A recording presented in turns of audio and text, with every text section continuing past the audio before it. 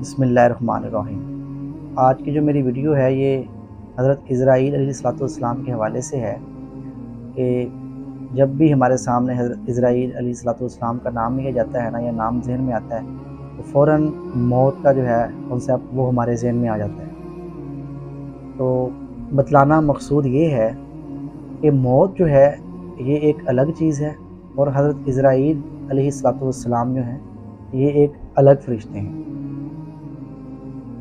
حضرت امام غزالی رحمۃ اللہ علیہ فرماتے ہیں کہ مفہوم حدیث میں بیان کرنے جا رہا ہوں کہ آپ صلی اللہ علیہ وسلم نے فرمایا کہ جس وقت اللہ رب العزت نے موت کو پیدا فرمایا نا، اس کو 1000 پردوں میں پیدا فرمایا، اور وہ اتنی بڑی ہے کہ زمین و آسمان اس کے سامنے کچھ بھی نہیں، وہ کئی زمینوں سے جو ہے وہ بڑی ہے۔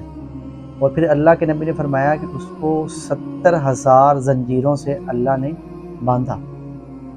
اتنی زنجیروں سے 70,000، اور ہر ایک زنجیر کا جو فاصلہ ہے نا وہ آپ یوں سمجھ لیجئے، اللہ کے نبی نے فرمایا کہ اگر کوئی شخص اس کی زنجیر پر چلے نا 1000 سال، تو وہ صرف اور صرف ابھی اس کا سر بھی نہ کراس کر پائے، اتنی بڑی وہ زنجیریں ہیں۔ مطلب یہ ہے کہ اگر کوئی شخص اس زنجیر پر فیصلہ طے کرے نا، وہ اگر 1000 سال تک چلتا رہے نا، تو وہ صرف اور صرف اس کا جو سر ہے نا اس کو ہی جو ہے وہ سر کر پائے گا، اور وہ بھی بڑی مشکل ہے۔ کہ فرشتے صرف اور صرف اس کی آواز سنتے تھے، اس کو کبھی دیکھا نہیں تھا۔ لیکن جب اللہ رب العزت نے حضرت آدم علیہ السلام کو پیدا فرمایا نا، تو اس کے بعد جو ہے اس موت کا جو ہے وہ کنسیپٹ شروع ہو۔ حضرت آدم علیہ السلام کی پیدائش کے بعد نا، اللہ نے حضرت اسرائیل علیہ السلام کو فرمایا کہ ہم نے تمہیں موت پر اختیار دیا ہے۔ تو حضرت اسرائیل علیہ السلام نے پوچھا، یا اللہ یہ موت کیا چیز ہے؟ جب انہوں نے یہ پوچھا تو پھر اللہ نے اس موت سے تمام پردوں کو جو ہے وہ ہٹا دیا، اور اس کو تمام فرشتوں کو جو ہے وہ دکھلا دیا، اور اللہ نے اس کو حکم دیا کہ اپنی تمام آنکھیں اور اپنے تمام بازوؤں کو کھولو اور اڑو۔ تو اس وقت جب وہ موت اڑی تو جب تمام فرشتوں نے اس موت کو دیکھا نا، تو پھر سارے کے سارے جو فرشتے تھے نا وہ بے ہوش ہو گئے۔ اور جب فرشتے اللہ کے حکم سے ہوش میں آئے نا، فرشتوں نے پھر اللہ سے پوچھا کہ اے اللہ، کیا اس سے بھی بڑی کوئی اور چیز ہے؟ تو اللہ رب العزت نے فرمایا کہ اس سے بڑا تو میں ہی ہوں۔ مطلب کیا ہے؟ سب سے جو بڑی ذات ہے وہ کس کی ہے؟ اللہ تعالیٰ کی ہے۔ اس کے بعد پھر کیا ہوا؟ اللہ تعالیٰ نے حضرت اسرائیل علیہ السلام کو حکم دیا کہ آپ جو ہے وہ موت کو پکڑیں۔ انہوں نے کہا کہ یا اللہ یہ تو بہت طاقتور ہے۔ پھر اللہ نے فرمایا کہ ہم نے تمہیں اس سے زیادہ طاقت عطا کی ہے، تو لہٰذا تم موت کو پکڑو۔ تو پھر اللہ نے فرمایا کہ یہ وہ موت ہے جس سے ہر جاندار کو موت کا ذائقہ چکھنا ہے، جیسے قرآن پاک میں ہے کل نفس ذائقۃ الموت، کہ ہر نفس یا ہر جاندار نے جو ہے وہ موت کا ذائقہ چکھنا ہے۔ اور پھر حضرت امام غزالی رحمۃ اللہ علیہ فرماتے ہیں ملک الموت کے بارے میں کہ وہ کتنے بڑے ہیں۔ حضرت امام غزالی رحمۃ اللہ علیہ فرماتے ہیں کہ اگر تمام سمندروں کو جو ہے نا ان کے بدن پر ڈالا جائے نا ملک الموت کے، تو ایک بھی قطرہ جو ہے وہ نیچے نہ گرے، وہ اتنے بڑے ہیں۔ اور پھر فرمایا کہ تمام جاندار ان کے سامنے ایسے ہی ہیں کہ جیسے ایک بہت بڑا دسترخوان لگا ہو اور اس کے اوپر جو ہے وہ رنگ برنگے کھانے پڑے ہوں، اور وہ جس کو چاہے جو ہے وہ اٹھا لے۔ اور پھر حضرت امام غزالی رحمۃ اللہ نے فرمایا کہ اللہ کے عرش کے نیچے ایک درخت ہے، اللہ کے عرش کے نیچے ایک درخت ہے، اور اس کے اوپر اتنے ہی پتے لگے ہوئے ہیں جتنے کہ دنیا میں جاندار ہیں۔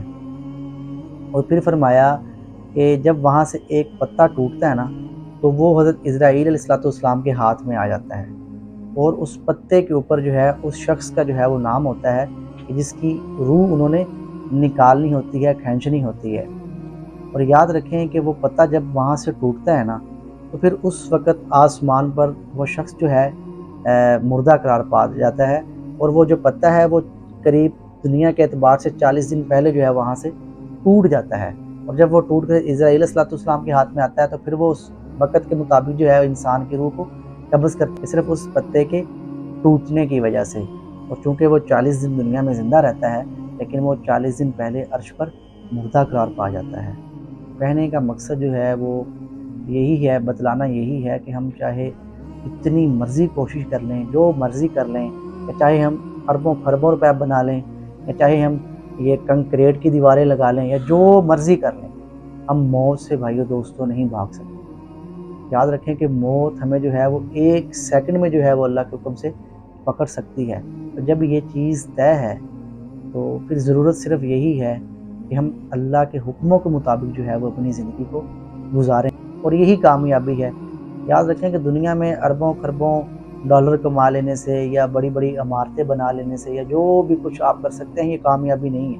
دنیا کی کامیابی تو شاید ہو سکتی ہے کسی لحاظ سے، لیکن آخرت کے ساتھ اس کا کوئی تعلق نہیں ہے۔ کامیاب شخص، اللہ کے نبی نے فرمایا، مفہوم حدیث ہے، وہ ہے کہ جس کو تھوڑی روزی ملی اور اس نے اس کے اوپر صبر کیا اور اسلام جیسے مذہب کی ہدایت پائی۔ مطلب یہ ہے کہ ہدایت اس کے دل میں آ گئی، اس کو جو روزی ملی ہے اس کے اوپر اس نے صبر کیا، تو اللہ کے نبی نے فرمایا بھی کامیاب ترین شخص ہے یہ۔